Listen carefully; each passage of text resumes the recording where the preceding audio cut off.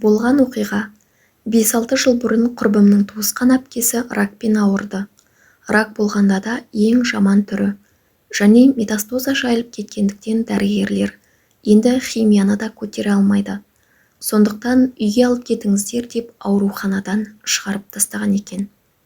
Содан байқұс келіншек өлім сағатын күтіп жаны қиналғаны соншалық, құрысын тезірек өлсем екен деп тілей бастайды.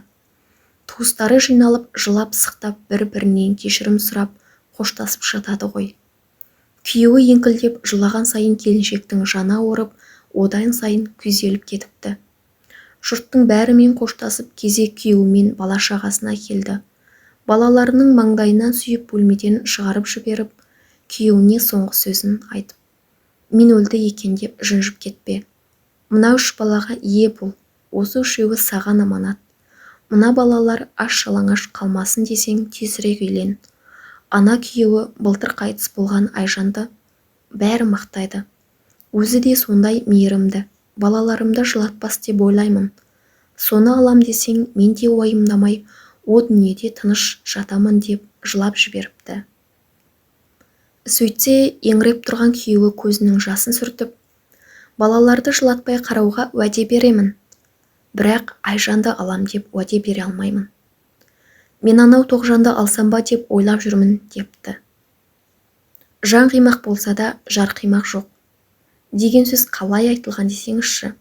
О дүниеге кетуге асығып әрең жатқан келіншек дәл осы сөзді естігенде көзі алайып кеткен ғой. Мен сені аяп, өлсем қиналатын болды-ау деп жүрегім езіліп жатсам, сен оңбаған қатын қарап жүр екенсің ғой. Саған ерегіскенде өлмеймін деп ренжіп қалыпты. Алланың құдіретінде шек бар ма? Содан өледі деген келіншек өлмей 2 ай жатқан.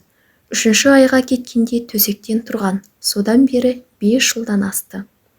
Дәрігерлер онкологияның түбімен жоқ болып кеткеніне әлі сене алмай жүр екен. Адам шындап кіріскенде жеңбейтін қиындық жоқ, жеңбейтін ауру жоқ. Бойыңызда жаныңыз бар кезде, жүрегіңіз соғып тұрғанда ешқашан ештеңе кеш емес. Тек қана алға. Алла сіздерді жақсы көреді. Алла барлық жағдайларыңызды жасайды.